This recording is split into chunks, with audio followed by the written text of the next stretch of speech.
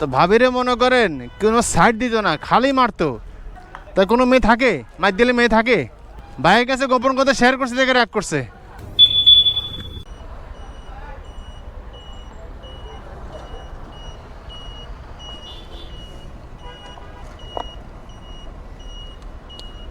পাঠান, তুমি কি আমাকে একটু হেল্প করবা?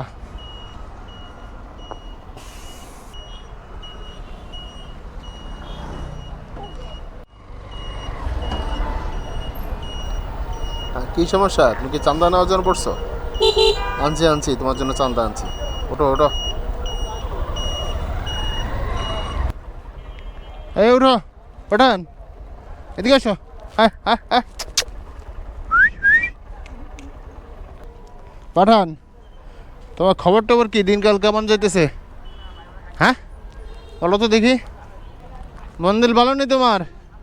হ্যাঁ, তোমার ভাবি তো কয়দিন আগে গেছে গা।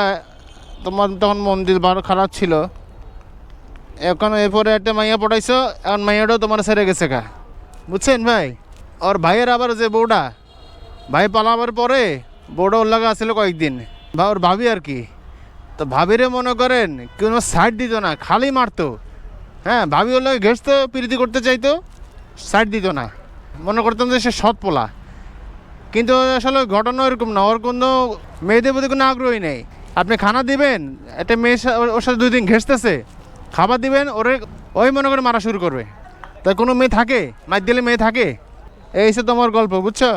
এরকম স্বার্থপরের মতো একা একা খাইলে কোনো কোনো মাইয়া থাকবো না। খাও, আস্তে ধীরে খাও।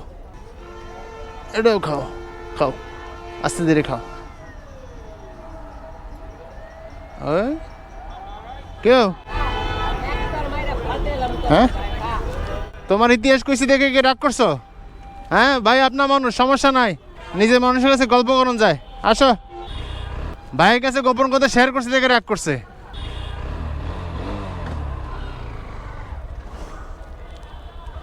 খাও খাও।